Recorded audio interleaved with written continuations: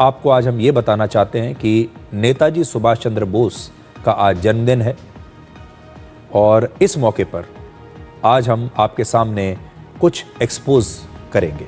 और क्या एक्सपोज करेंगे वो ये है कि भारत के पहले प्रधानमंत्री जवाहरलाल नेहरू ने नेताजी को कभी वो सम्मान नहीं दिया जिसके वो हकदार हैं। आज नेताजी सुभाष चंद्र बोस की जयंती है और उनका जन्म आज ही के दिन 23 जनवरी 1897 को हुआ था। और आज उनके जन्मदिन पर ये विशेष विश्लेषण हम नेताजी सुभाष चंद्र बोस के चाहने वालों के लिए कर रहे हैं, उनके फैंस के लिए कर रहे हैं, जो लोग उन्हें पसंद करते हैं उनके लिए कर रहे हैं। वो भारत के उन महान स्वतंत्रता सेनानियों में से एक थे जिनकी देशभक्ति, साहस और राष्ट्रवाद आज भी हर भारतीय को प्रेरणा देता है। फिर भी एक कड़वा सच ये है कि आज़ादी के बाद उनके योगदान को हमारे देश में वो सम्मान नहीं मिला जिसके वो हकदार थे। नेहरू और गांधी परिवार ने हमेशा उनके इतिहास के साथ सौतेला व्यवहार किया, जबकि सच ये है कि उन्होंने भारत की पहली सेना आज़ाद हिंद फौज का गठन किया था। ये भारत की पहली सेना थी। हम कैसे भूल गए भारत की इस पहली सेना को जिसका नाम था आज़ाद हिंद फौज। उन्होंने अंग्रेजों की गुलामी से अंडमान और मणिपुर के कुछ हिस्सों को सबसे पहले आज़ाद करवाया था और एक प्रकार से आज़ाद भारत के कुछ हिस्सों के पहले प्रधानमंत्री बने थे। वो कांग्रेस के 2 बार अध्यक्ष रहे और ये अपने आप में साबित करता है कि वो कितने लोकप्रिय नेता थे। इसके बावजूद जानबूझकर इतिहास में उनके बलिदान को बहुत कम करके दिखाया गया। नेताजी सुभाष चंद्र बोस समझौते की राजनीति के प्रतीक नहीं थे। वो आज़ादी भीख में नहीं लेना चाहते थे। वो मानते थे कि आज़ादी उनका अधिकार है, उनका हक है और अगर नहीं मिली तो वो छीन कर ले लेंगे। वो निर्भीक राष्ट्रवाद का चेहरा थे।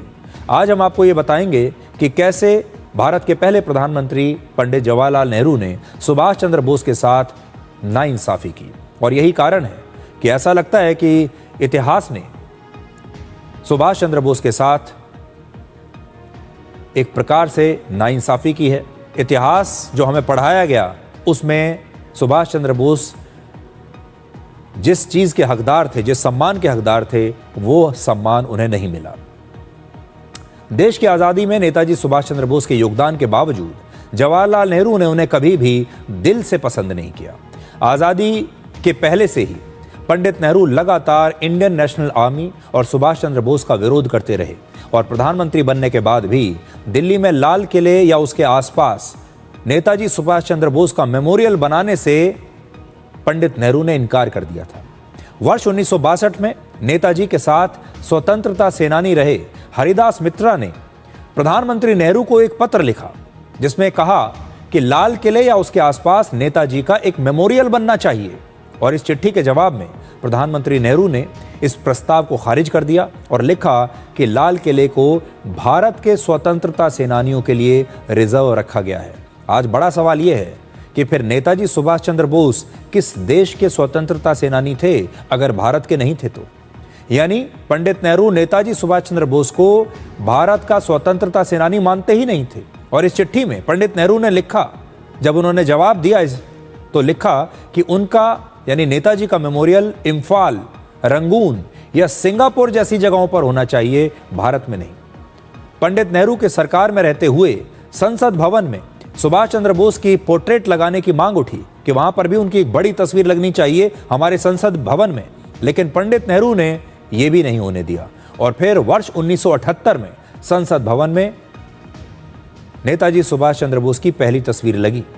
1978 में जनता पार्टी के मोरारजी देसाई देश के प्रधानमंत्री थे।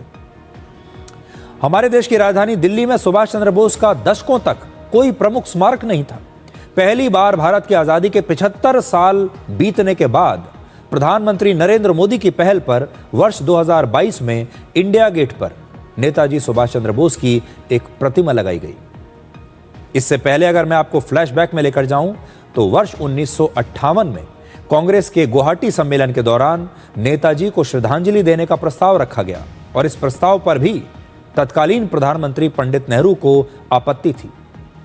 और आप वो देखिए, आपको वो चिट्ठी दिखाते हैं जिसमें पंडित नेहरू ने लिखा कि नेताजी को लेकर ये विषय इतना महत्वपूर्ण नहीं है कि इसे यहाँ इस सम्मेलन में उठाया जाए।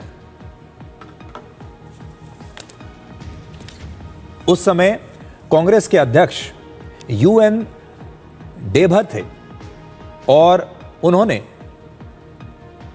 इसीलिए उन्होंने ये प्रस्ताव रखा और नेहरू ने ये चिट्ठी इसीलिए उनको लिखी थी। और मैं कुछ चिट्ठियां लेकर आया हूं जो आज मैं आपको पढ़कर भी सुनाना चाहता हूं कि वो क्या लिखते थे। एक एक करके मैं आपको बताऊंगा। 24 अप्रैल 1942 को असम के गुवाहाटी में पंडित नेहरू ने एक प्रेस कॉन्फ्रेंस भी की थी और सुभाष चंद्र बोस की तब उन्होंने उस प्रेस कॉन्फ्रेंस में आलोचना की। पंडित नेहरू ने कहा कि अगर सुभाष चंद्र बोस और उनकी सेना भारत आती भी है तो मैं खुद उनका विरोध करूंगा। जवाहरलाल नेहरू ने यह बयान उस समय दिया था जब सुभाष चंद्र बोस खुद जर्मनी में थे और वो अभी जापान पहुंचे भी नहीं थे। पंडित नेहरू ने सिर्फ अफवाहों के आधार पर ही नेताजी सुभाष चंद्र बोस के खिलाफ यह बयान दे दिया। 1942 और 1945 के बीच पंडित नेहरू के बहुत सारे ऐसे भाषण और बयान मिल जाते हैं जिनमें उन्होंने नेताजी सुभाष चंद्र बोस और आजाद हिंद फौज के तौर तरीकों को गलत बताया था। 13 मई 1962 को सुभाष चंद्र बोस के बड़े भाई सुरेश चंद्र बोस को लिखे अपने पत्र में पंडित नेहरू ने कहा कि उनके पास नेताजी की मृत्यु का कोई ठोस और सीधा प्रमाण नहीं है, लेकिन सर्कमस्टेंशियल एविडेंस बताते हैं कि नेताजी अब जीवित नहीं है। यानी एक तरह से नेताजी को सिर्फ परिस्थितिजन्य साक्ष्यों के आधार पर ही मृत घोषित कर दिया गया और उनके परिवार को बिना किसी ठोस प्रमाण के इस बात को स्वीकार करने के लिए कहा गया। इससे पहले वर्ष 1956 में पंडित नेहरू ने कहा था कि सुभाष चंद्र बोस की मौत की अंतर्राष्ट्रीय जांच कराने की कोई आवश्यकता नहीं है। नेताजी की मृत्यु पर 2 अलग अलग जांच कमेटियां बैठी। पहली कमेटी के अध्यक्ष शाहनवाज खान थे जो पंडित नेहरू की कैबिनेट में मंत्री थे और दूसरी कमेटी के अध्यक्ष जस्टिस GD खोसला थे, वो भी पंडित नेहरू के करीबी माने जाते थे। शाहनवाज खान ने रिपोर्ट अपनी जो दी उसमें उन्होंने कहा कि नेताजी की ताइवान में मृत्यु हो चुकी है। पंडित नेहरू हमेशा इस बात पर अड़े रहे कि नेताजी की मृत्यु हो चुकी है और वो जीवित नहीं है और उन्होंने वर्ष 1952 में संसद में उनकी मृत्यु की घोषणा भी कर दी थी। 1948 से 1968 के बीच नेताजी के परिवार को इंटेलिजेंस ब्यूरो की सर्विलांस में रखा गया और इन 20 वर्षों में से 16 वर्ष पंडित नेहरू देश के प्रधानमंत्री थे। 26 नवंबर 1957 को पंडित नेहरू ने विदेश सचिव सुबिमल दत्त को खुद एक चिट्ठी लिखी और वो देखिए ये सामने आपके है, मैं आपको बता भी रहा हूं। सुबिमल दत्त को उन्होंने चिट्ठी लिखी जिसमें लिखा कि नेताजी के भतीजे अमिया बोस टोक्यो की यात्रा पर गए हैं और मुझे उनकी यात्रा के बारे में सारी जानकारी चाहिए, वो कहां जा रहे हैं, क्या कर रहे हैं। इसके जवाब में उस समय टोक्यो में भारत के राजदूत CS झा ने वापस चिट्ठी लिखकर यह बताया कि अमिया बोस की कोई भी गतिविधि संदिग्ध नहीं है। आप सोचिए कि कैसा समय आ गया कि नेताजी के भतीजे की भी जासूसी की जा रही है। भारत सरकार ये जानना चाहती है कि वो टोक्यो में क्या कर रहे हैं और मैं आज वो चिट्ठी लेकर आया हूं। पंडित नेहरू ने 25/11/1957 को ये चिट्ठी लिखी है। किसको लिखी है? विदेश सचिव को। कहते हैं, just before I left Japan I heard that Shri Amiya Bose, son of Shri Sharat Chandra Bose, had reached Tokyo. He had previously, when I was in India, informed me that he was going there. I should like you to write to our ambassador at Tokyo to find out from him what Shri Amiya Bose did in Tokyo. Did he go to our embassy? Did he visit this Rankoji temple? आप सोचिए, देश का प्रधानमंत्री ये जानना चाहता है कि नेताजी सुभाष चंद्र बोस का भतीजा टोक्यो में जाकर क्या कर रहा है, उसकी जासूसी कीजिए और मुझे बताइए वो कहां कहां गया। और इसके जवाब में उन्होंने लिखा, भारत के जो एम्बेसडर थे, राजदूत जो थे, उन्होंने लिखा, we have no information about Amiya Bose having indulged here in any undesirable activities और एक्सप्रेशंस ऑफ ओपिनियन। आप देखिए, और वो कह रहे हैं कि उन्होंने ऐसा कोई काम नहीं किया है जिससे भारत सरकार के खिलाफ उनकी कोई राय यहां पर बने।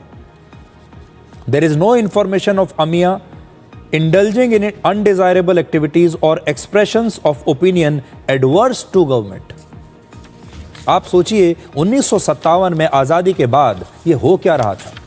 शिशिर कुमार बोस, जो स्वतंत्रता सेनानी और सुभाष चंद्र बोस के भतीजे हैं, उन्होंने लिखा था कि भारत के स्वतंत्रता संग्राम में दो व्यक्ति, पंडित नेहरू और महात्मा गांधी, यही मायने रखते हैं। सिर्फ दो लोग मायने रखते हैं, नेहरू और महात्मा गांधी, बाकी सब तो एक्स्ट्रा है।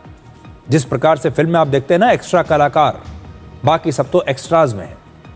अप्रैल 1958 में सीआईडी ने तब आईबी को यह बताया था कि नेताजी के भतीजे रिसर्च के लिए काफी मटेरियल इकट्ठा कर रहे हैं और दूसरे कॉन्टैक्ट्स से बात करके जानकारियां जुटा रहे हैं उनके बारे में।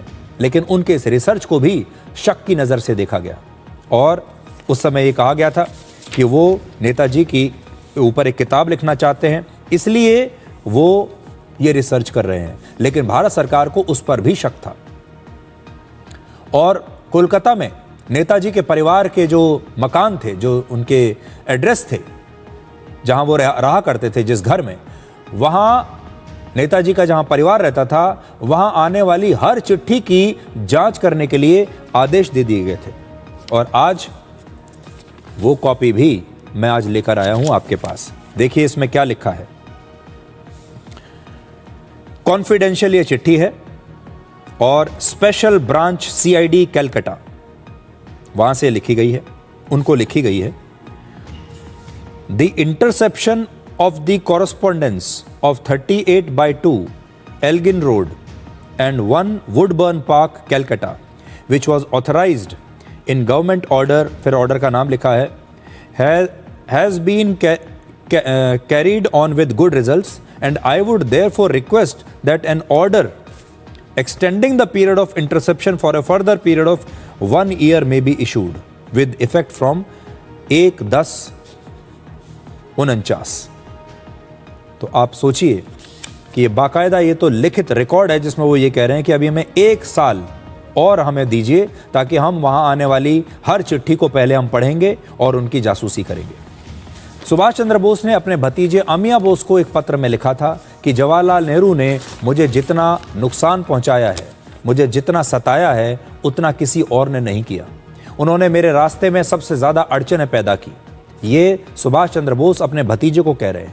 आज़ादी से पहले से ही पंडित नेहरू और उनके कुछ करीबियों ने सुभाष चंद्र बोस को बहुत परेशान किया और इसका सबसे बड़ा उदाहरण वर्ष 1939 में देखने को मिलता है, जब नेताजी कांग्रेस अध्यक्ष बन गए। सोचिए उनकी लोकप्रियता, वो कांग्रेस पार्टी के अध्यक्ष बन गए, नेहरू के रहते हुए, गांधी के रहते हुए, और उन्हें इतना मजबूर कर दिया गया कि उन्हें बाद में अपने पद से इस्तीफा देना पड़ा।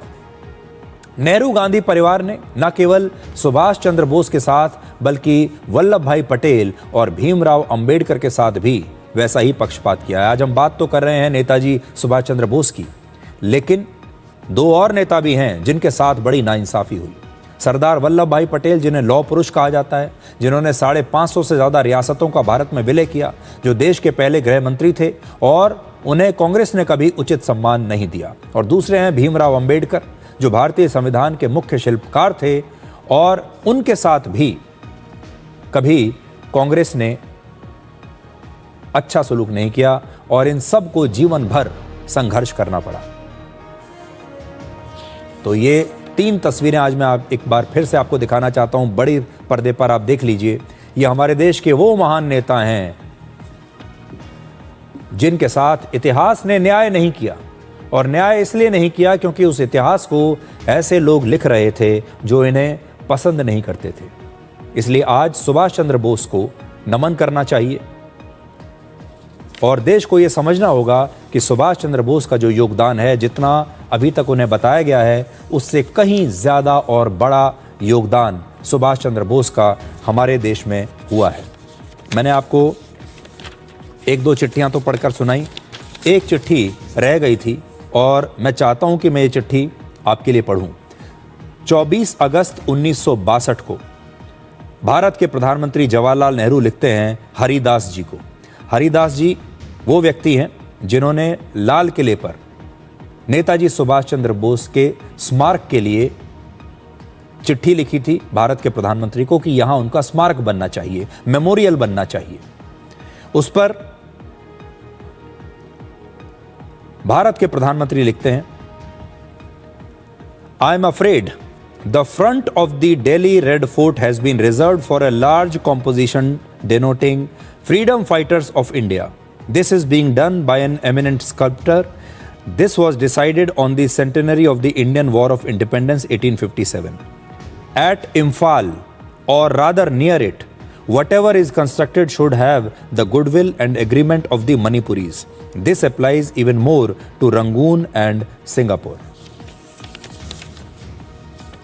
और उसमें वही कहते हैं कि रंगून और सिंगापुर में भी पहले वहाँ के लोग अगर इस बात पर राज़ी हो जाएंगे तो वहाँ इनका मेमोरियल बनाया जा सकता है। यानी वो तो उन्हें भारतीय स्वतंत्रता सेनानी मानने के लिए ही तैयार नहीं है।